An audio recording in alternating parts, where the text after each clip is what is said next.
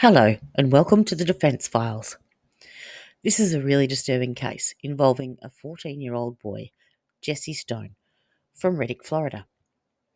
Jesse was living with his grandparents and going to summer school until detectives called him in for questioning over the sexual assault of a 91-year-old woman.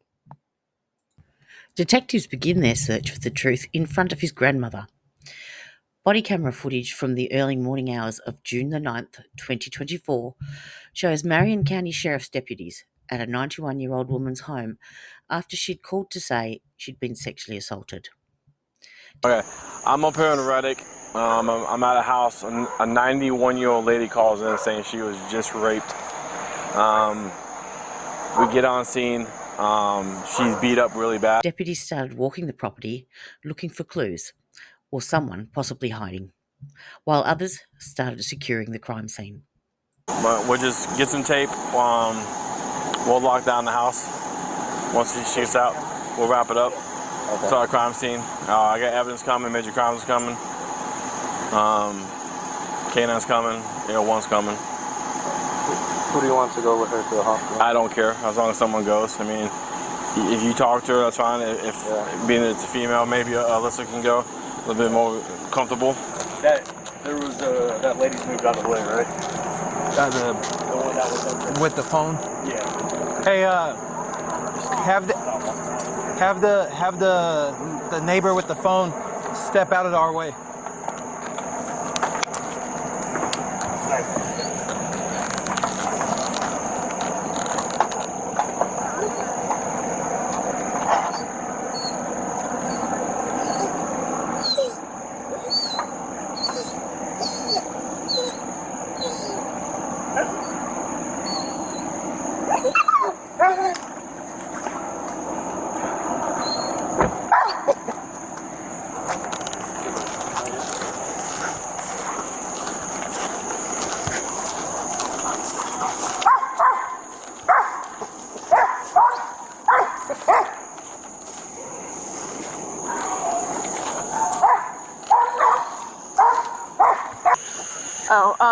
So she saw a shadow approaching her, and all of a sudden he just started like wailing on her. She's significantly injured in her face and got a big gash on her arm. She's 91 years old. So she says that the guy sounded Hispanic and he was telling her to be still and penetrated her with his fingers, and she said that he felt like he was not erect, but maybe trying to be.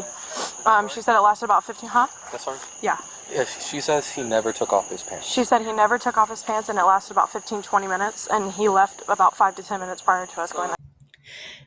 Now deputies start collecting and preserving evidence, because that, of course, is going to be very important in the case. And it appears that plenty of evidence was left behind by the perp. I'm sorry, I didn't know evidence was coming out. I gave Christian the dress and the underpants in 2 separate bags. That's fine. There's no, anywhere, like when you walk around the house, no evidence of like her falling or anything, so everything she's saying is adding up. Everything is on her bed. Blood everywhere on her bed. The neighbor said that only Hispanics that she knows is right across this. Now, police are looking for evidence, but they also want to know if the neighbours have actually seen anything. Not obviously. Hey, did you see anybody run through here or anything? Not to my yard, but then again, I went in the house at 9:30 to eat dinner. Okay.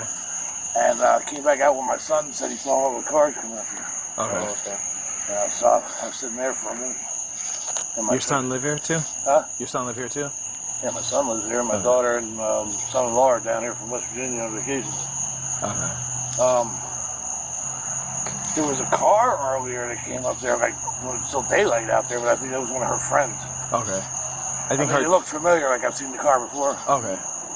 But nobody's been in my yard because I got dogs out, so. Right. Okay. Feel okay? I hope. I mean, I've known this lady since I was 10 years old. Okay. I mean, it appears somebody was over there messing with the house, so. That lady's daughters wanted her to move so many times out of here, too. She kept saying no, no, no. They continue to talk with other neighbours. I was out in the back working in my shop, I guess when all this was going down, I never heard nobody yell or anything. That's what was weird. During the night? Yeah, last night. I didn't come in till 9:30. Came back outside, and then my son said all these lights going up the road. That's when I came back out and talked to you. Did the deputies talk to you last night? Well, I gave them my name and stuff. Yeah, they just said, "Did you see anything?" I said, "No, I didn't see nothing." And they can't come through my yard because them two are out. Sure. Unless they jump fences. So. Okay. Do you guys have video surveillance? No, I got a set, but I don't have them up there. I'm crippled, so I've been trying. What the victim told police was absolutely terrifying. According to court documents, the woman said when the defendant jumped or pounced on top of her, she began to fight him by trying to push him off, and then he struck her face with his fists. Now keep in mind, as I told you, this is a 91-year-old woman laying in her bed in her own home. She'd told the detectives she'd told the attacker to get off her, and then she repeatedly prayed, "Dear God, please help me," and the defendant told her to shut up, shut up. Next, the victim said her underwear was torn off and she ended up face down and she was sexually assaulted. But then it stopped and the man left. During the investigation, detectives had encountered a 14-year-old boy named Jesse Stone in the neighbourhood. They noticed a red stain on his clothes and asked to get a swab. His grandmother consented to that and him giving a DNA sample. Then 8 days after the sexual assault, detectives received the results that showed that Jesse Stone's DNA was left on the 91-year-old victim. They brought Jesse Stone into the sheriff's office in handcuffs. They sat him in a room by himself for quite a while. Man, you doing all right? You need anything? All right, Jesse, I'm Ryan, and we're going to come in here and talk to you just a little bit, okay? We're waiting for your mom to get over here, just so we can all be here and talk and figure out what's going on, all right? Okay. You sure you don't want water or anything? Okay. If you need something, just give this door a little knock, all right? Jesse is in this room for more than 2 hours, and eventually they give him a blanket. They move Jesse into an interview room, and his grandmother, who's raising him, shows up. Jesse, I'm going to ask you some questions that might seem a little bit weird, but this is just to help me understand and to make sure that I'm on the same page as you. So, do you understand the difference between a truth and a lie? Yes. Okay, so tell me what the truth means to you. The truth is what actually happened. Okay. And what's a lie mean? Something that's made up or not true. The detectives read Jesse's rights, and they ask him about being in the neighbourhood the night that the woman was assaulted. Do you remember that night? So when I showed you that video of you walking, so that would have been late Saturday night. Yes. Do you remember everything that you did that night? Yeah, I couldn't go to sleep, so I got up and I headed down the road to watch the cars that are coming from the concert. I've watched them, the cars looking for modified vehicles for a while, and then I went walking across the street for, I'm guessing, an hour. So you heard there that the detectives had seen Jesse Stone on video in the neighbourhood. They'd also met him in the neighbourhood. Then Jesse Stone talked about seeing the victim hours before she was attacked. It was something the victim had already told the detectives, that the boy she knew as Randy John had stopped by. On the front porch, sitting in a rocking chair in front of the door.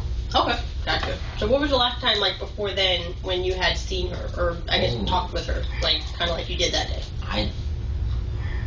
The last time I'd seen her before that was probably about, I want to say a week and a half before. She was driving down the road from like church or something. Oh, okay. And she just stopped and said hi real quick. And, okay.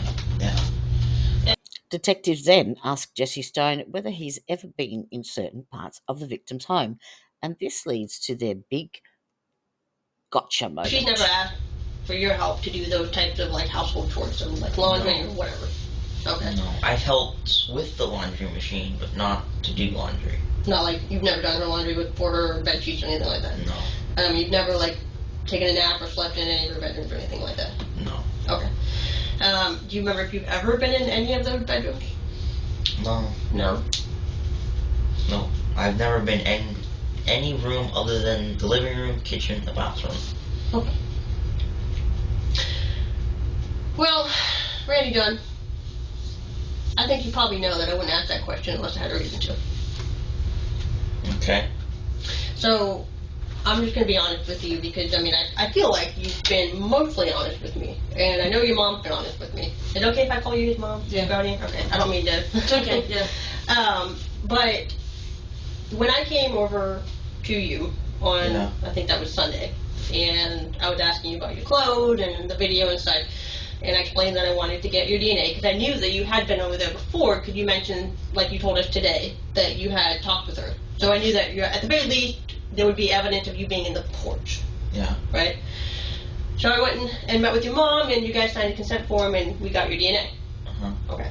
So we sent your DNA and the sex kit up to the Florida Department of Law Enforcement, who does the testing and stuff for stuff like that. Okay. Okay, is there any reason at all that your DNA would be on her clothes? Yeah, we when I said goodbye to her, we hugged, like a slight hug. Okay. That's. Let me be a little bit more specific. Your DNA was on her underwear. What?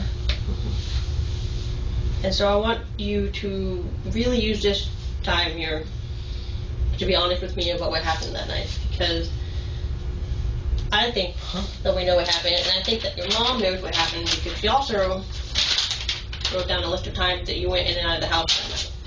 She'll include the time that the call came in.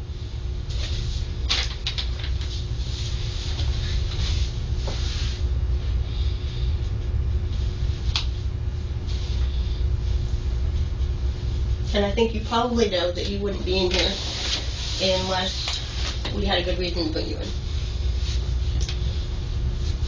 I don't see. What? It's not about C, Randy John. It's truth. Yeah, truth. It's impossible for my DNA to be on her underwear. That's what we like to think too, brother, but that stuff doesn't lie, that stuff doesn't get made up. And sometimes the truth can be hard. You seem like a really good guy, man. You seem like you got a good head on your shoulders, you can make connections with people that need help, you go out there and you help other people. And there's people out there sometimes that make mistakes. I'm gonna come over here and The detective then lays out photos of the victim, showing Jesse. Well, we just need to understand, like, who is Randy John, man? Because I don't... And we don't think that was the intention. But we need to understand what happened, man. Randy, I want to be real clear with you. We know what happened. What I want to hear from your own words, everything that went on that night. God. Holy cow. I want to know why this happened. Randy, help us understand, man.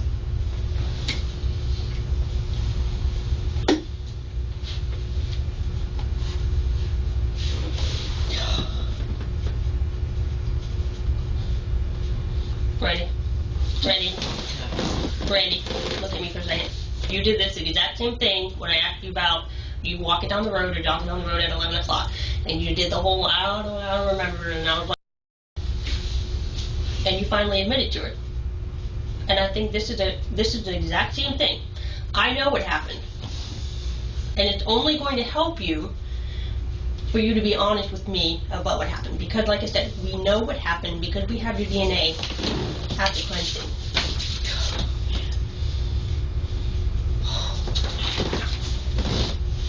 Like you said, it's not like we're talking about a sweater that it was found on. It's in this elderly woman's underwear.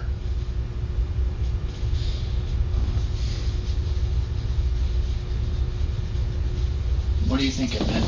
We're putting everything out here and you're kind of just looking at all this, man. I know it might be a shock, but what are you thinking? I'm overly confused. What are you confused about? I wasn't even near her house. I was across the street.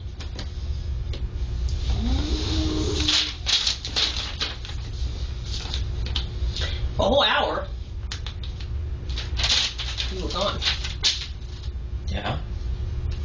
I said I was gone for about... If you want to have a couple minutes to talk with your son. Randy, I want you to think real long and hard about everything that happened. And I want to do this, listen, more than I want to have the truth from you about what happened, because I know that you know what happened, I want to do this for her. If she is as an amazing of a person as you say she is, and I believe you because I've talked with her, getting all of this out in the open for her is what matters. She deserves the truth to be told, and you know it. Personally, I can't believe that this is a horrible thing with you, John. That's a horrible thing. I don't even have the ability to do that. Well, it's hard for me to believe too. It's really hard for me to believe too that you would do a thing like this. I didn't. But how many times have you been caught in lies? I know. And this is the whole reason why you're on restriction. It's because you're not telling the truth about things. If this woman deserves to have the truth, she deserves it, and you know that. What? And don't say why's, Ready John, because why doesn't exist here. I wasn't at her house. Ready John, it's across the street. Look at her. Look at her. Look at her face. That's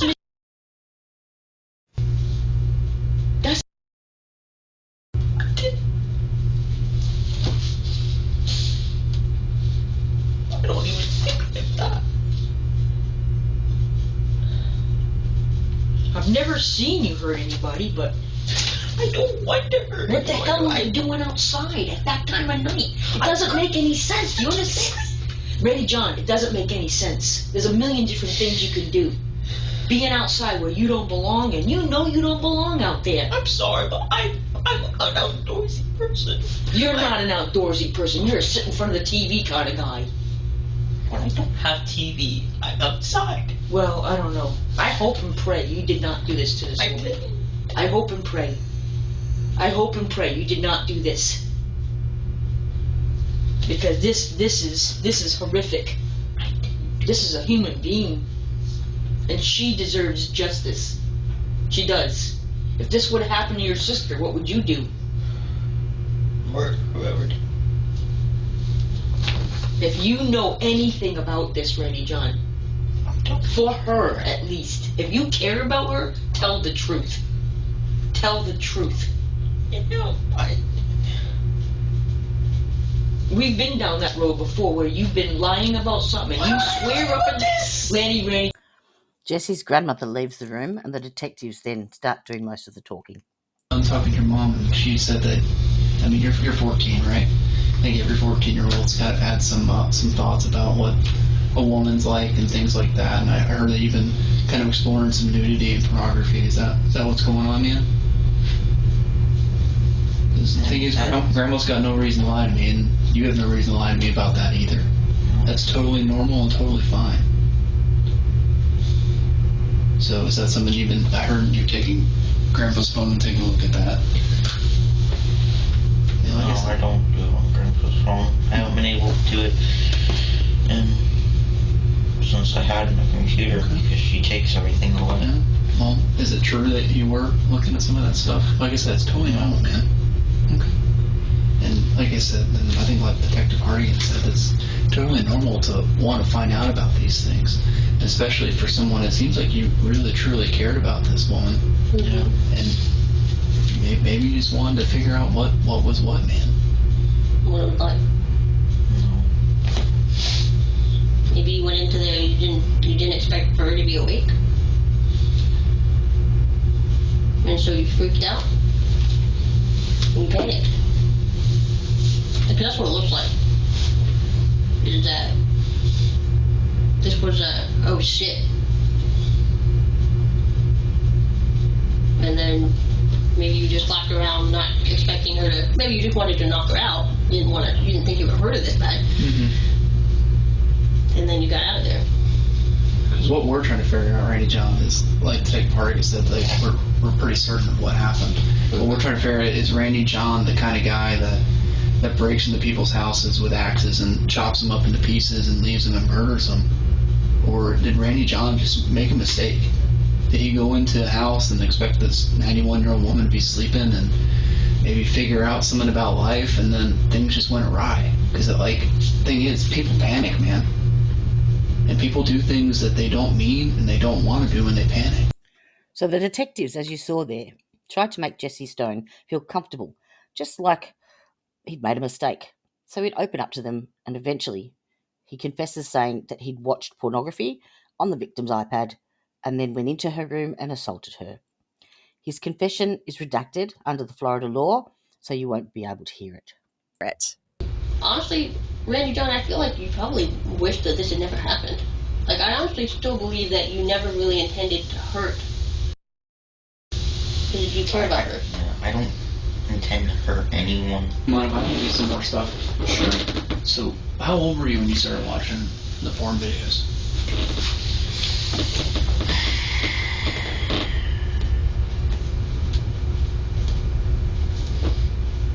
My friend showed them to me when I was 10. 10.